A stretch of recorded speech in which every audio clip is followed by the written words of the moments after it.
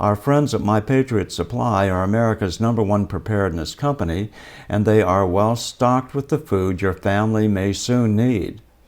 Other companies have run out of almost everything they sell because they didn't prepare for what the world is going through now. But My Patriot Supply walks the walk. You can trust this company, and right now you can save $100 on their 3-month emergency food kit. This kit has enough food to get you through the difficult times ahead. But don't wait, you might miss out. Go to preparewithbill.com and save $100 on your 3-month food kit. That's preparewithbill.com. Hey, and good afternoon, and welcome to Beth's News. Before we start with the topic of today, I wanted to take just a minute to address something that keeps coming up in comments, and that is, where's Bill's channel? Well, YouTube decided to pull the plug on Bill's channel, and when they do that, they don't give you any warning. They don't tell you about it. It's just suddenly gone. We did not even have access to email addresses or contacts or any way to let any of you know other than through our other social media platforms, which is now why you're not seeing his channel. But we created a new channel called Beth News, and we put videos up there as often as we can. Some people have said they didn't get any notifications from YouTube. I don't either. Sometimes you get them, sometimes you don't. It just seems to be arbitrary. At any rate, we greatly, greatly appreciate all your support in every way. And we ask you to share the link of this channel on all of your social media, because we are still reporting. And that's all I have to say. Did you want to add something, Bill? No. Okay. I'm just a sidekick now. I don't know.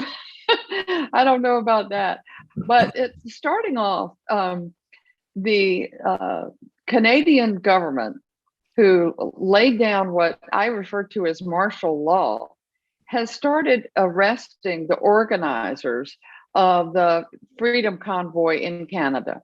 And you see this picture here of one of the organizers being taken away by the Canadian police. His name is Glenn McGregor, and he was arrested.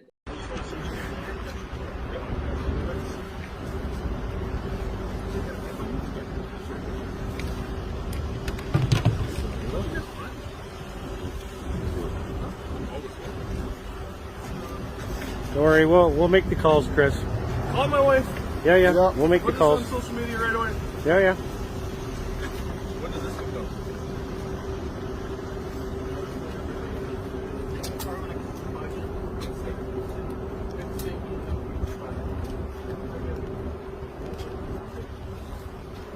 go? Right after he was arrested, the government posted the information that anyone who is arrested of the Freedom Convoy, their pets will be confiscated.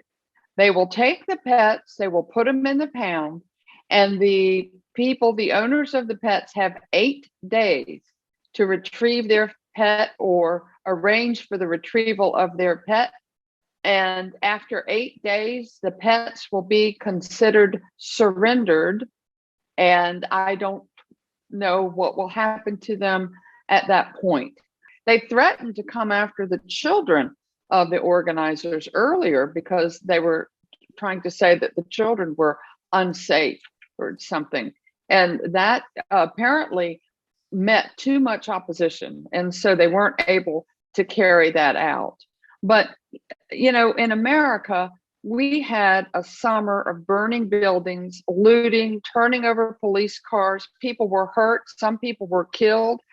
And many in our Congress and the press referred to that as mostly peaceful protest, which obviously, by anybody's standard, that was not peaceful.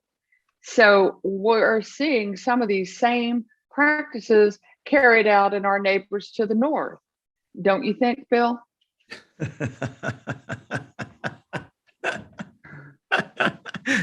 Beth, you are so right. I just don't.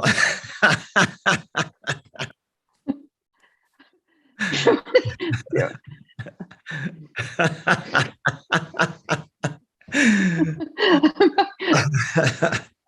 You look good when you're laughing.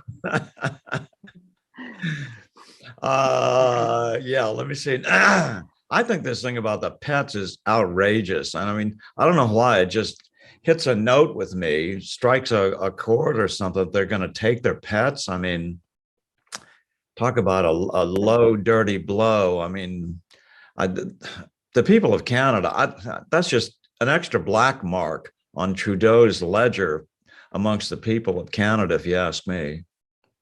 Yeah, I know. Well, I'm seeing the same thing being played out in Canada that we have seen in America, and that is the truckers and others who are protesting, and I will use the term mostly peaceful. Um, they are being met with tyrannical measures, and they themselves are being called racist insurrectionists. And oh my goodness, worst of all, we just found out yesterday that the worst thing you can be to get in giving money to the truckers is a, dare I say it out loud? I don't know. Trump No. supporter. No. that was literally the term that was used. If you Trump supporters are giving money to the truckers, we're gonna, freeze your funds or slap your kids, or I don't know. It's just insane. President Trump has absolutely nothing to do with this convoy other than to support it and say, go freedom. I hear Molly making a comment too. But as a freedom-loving American, I do stand with freedom-loving Canadians. Unfortunately, what I am seeing is the so-called feckless leaders in this country I am also seeing in Justin Trudeau. And I just have a few words I would like to say to Prime Minister Trudeau. Prime Minister Trudeau, you are forming a legacy for yourself of being a spineless, cowardly, would-be dictator.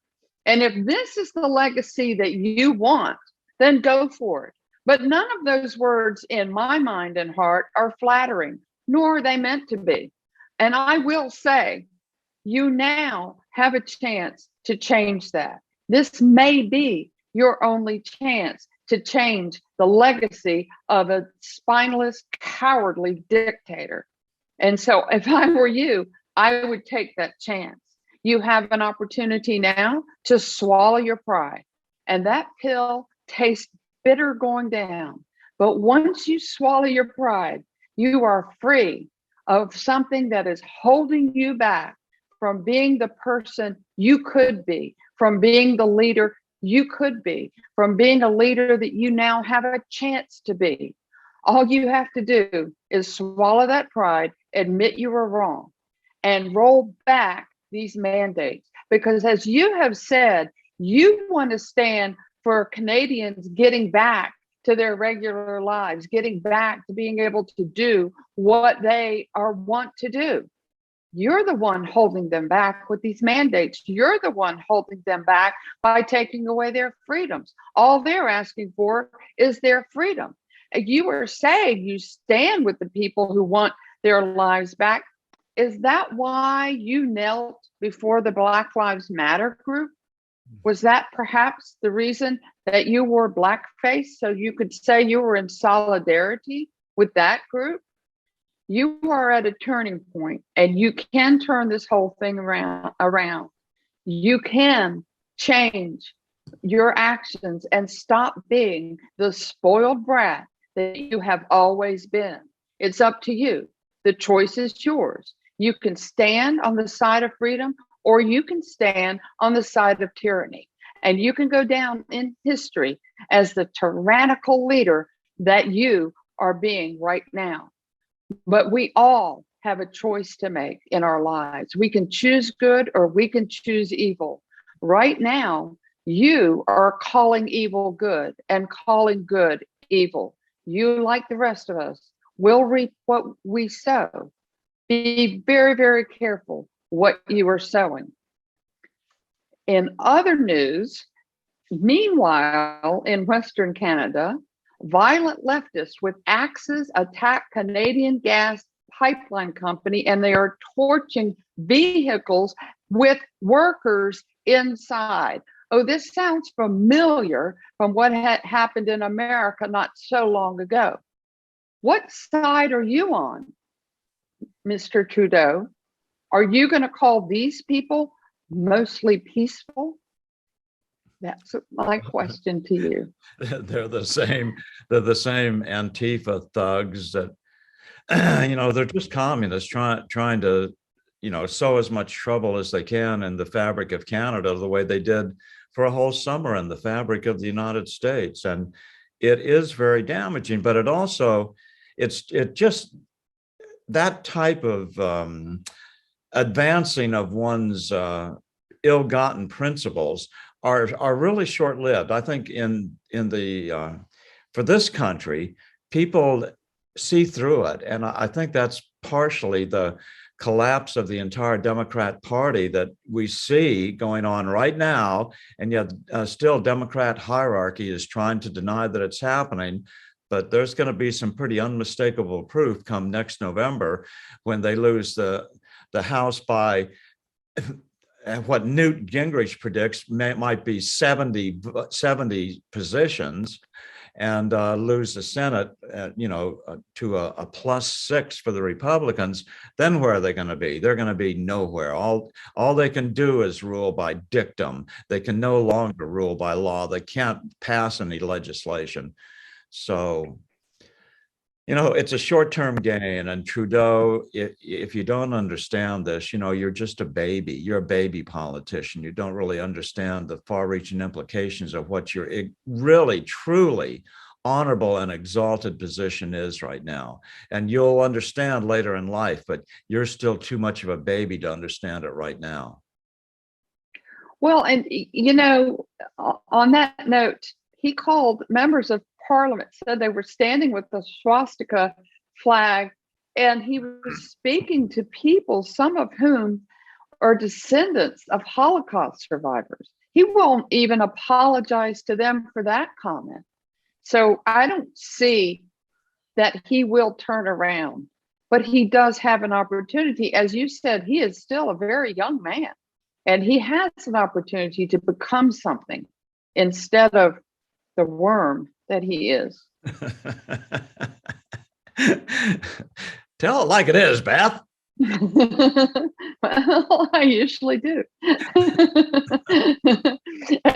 And on that note, I'm going to say I'm Beth still reporting. And I don't know if that's all I'm going to have to say about that. We'll see.